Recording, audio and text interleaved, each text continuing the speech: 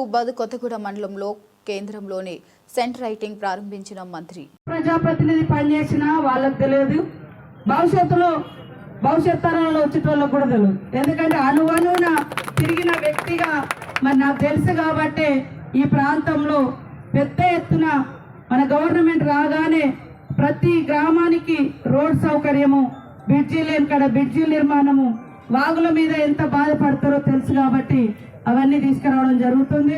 ఇంకొక దఫా వచ్చే దాంట్లో అన్ని రోడ్లు కంప్లీట్ అయ్యే విధంగా ఇంకొక దఫా ఫండ్స్ తప్పకుండా ఆర్ఎండ్బి కానీ పిఆర్ కానీ ఐటీడీఏ నుంచి కానీ తీసుకొస్తాం.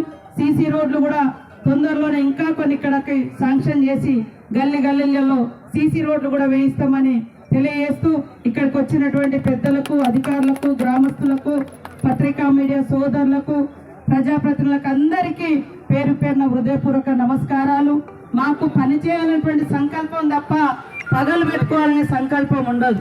పని చేయాలి, ప్రజల మెప్పు పొందాలి, ప్రజలకు సౌకర్యవంతంగా ఉండాలి. ఎన్నో ఏళ్లుగా ఈ ప్రాంతంలో నివసిస్తున్నటువంటి పేదలకు సౌకర్యాలు లేక ఇబ్బంది పడే పరిస్థితి రావద్దని అందరం కలిసిమెలిసి ఈ ప్రాంతాన్ని అభివృద్ధి చేసుకుందామని కూడా ఈ సందర్భంగా తెలియజేస్తూ మీ అందరికీ శుభాకాంక్షలు, ధన్యవాదాలు తెలియజేస్తూ సెలవు తీసుకుంటా ఉన్నాం.